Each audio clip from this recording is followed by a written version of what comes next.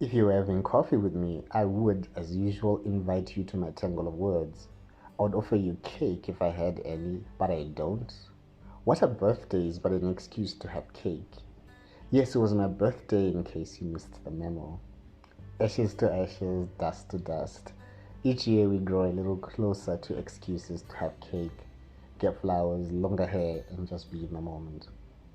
Once again, I've grown a year wiser, and a white beard grows on me. I used to be quite self conscious about my 50 strands of white, but as I've grown wiser within and without, I carry it in stride.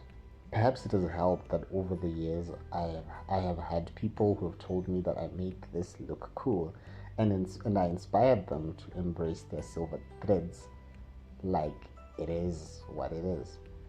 This is what nature gave us. A couple of months back, while chatting to my uncle, he mentioned how he had never thought he would be upstaged by a nephew who looked wiser than he, the adult. Man's got jokes. I want to think he was joking because he also said he was considering getting locks just like mine and getting a barber to trim and style his beard in exactly the same way I did mine. We laughed and laughed, and I really hope it was just for laughs because I don't want to be the one to explain to his wife how one of the people who was strongly opposed to me getting dreadlocks wants to be arrested too. If you're having coffee with me, I'd say yes, we're bringing suspenders back. These things are super comfy, and I think they give you a certain edge. I was walking in the street just a hop and a skip away from breaking into a dance routine. Ladies who wear corsets, I get it now. Why Lord Beaton, you ask? First of all, my name Beaton has origins from the Scottish Highlands, meaning from the warrior's estate. And I have a novelty gift certificate which claims that I have access to a square foot of land in Scotland, and by virtue of some obscure Scottish tradition where landowners are referred to as lords. So bow, peasants. The website for established titles does point out that it's a fun novelty gift meant for a good laugh and not to be taken too seriously, while preserving Scottish woodlands as alongside their partners they plant a tree with every order made. However, they have had faced serious backlash for being a scam enterprise, not unlike buying real estate on the moon or getting a star named after you. One doesn't become a real lord, you definitely can't buy a title of the internet. Besides, you don't really own the Sylvania plot, though they say you can visit it. What is a novelty gift anyway? YouTubers have come under fire for being sponsored by firms that offer them lots of money to promote products and services that aren't exactly on the up and up. So, is this a scam? Well, the company that does it say they are not, which is what any scammer would say, and have so far evaded any legal battles. In fact, I'm high-key inspired to start granting titles myself.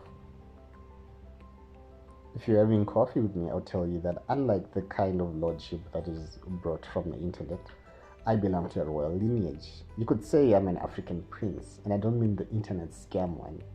I come from a family bestowed with a chieftainship. Some days I want to actively do things that reflect on my royal heritage, and then other times it feels like that belongs to an era that is long past. I kind of understand how my uncles have kept this under wraps. When when faced with the backstabbing and Game of Thrones level cunningness, stories of murder and witchcraft whispered in the dead of night, meant his warning to those who dare pursue the path to claiming titles and such. Maybe one day.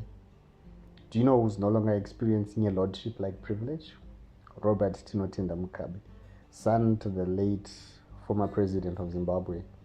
He was set to appear in court a day before his father's birthday on what is now celebrated as Robert Mugabe National Youth Day, or just National Youth Day in short.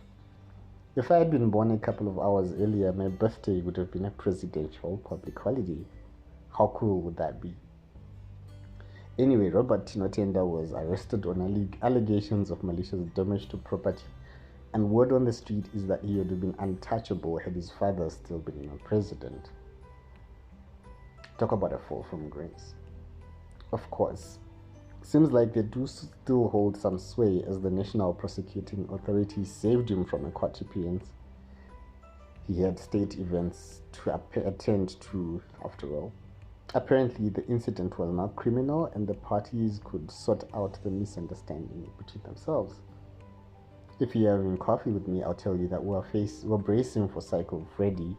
This record-breaking cyclone traversed the entire Indian Ocean and is set to make landfall in Mozambique, following a path that may additionally affect Zimbabwe, Zambia, and South Africa.